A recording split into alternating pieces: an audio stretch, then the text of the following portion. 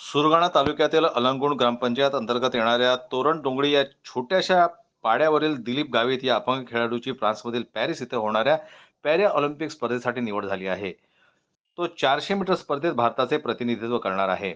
या अगोदर दिलीप गावित यानं चीनमध्ये झालेल्या एशिया पॅरा ऑलिम्पिक स्पर्धेत सुवर्ण पदक मिळवलं होतं. दिलीप गावित याने या अगोदर राज्यस्तरीय स्पर्धामध्ये 20 तर राष्ट्रीय स्पर्धेमध्ये 11 वेळेस पदके मिळवली आहेत. दिलीप गावितचा सर्व खर्च नाशिकचे वैजनाथ काळे हे ॲथलेटिक्स प्रशिक्षक करत आहे. यासाठी काळे यांनी त्याची जमीन विकून त्याचा खर्च भागवला आहे. तो सध्या पेठ येथील दादासाहेब बिडकर महाविद्यालयात कला शाखेत शिकत आहे.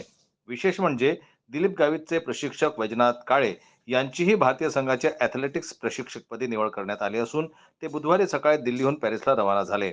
या स्पर्धेत महाराष्ट्रातील 7 खेळाडूंची निवड झालेली आहे. जनमत लाईव्ह न्यूज करता बोरगावहून लक्ष्मण बागुल यांची रिपोर्ट.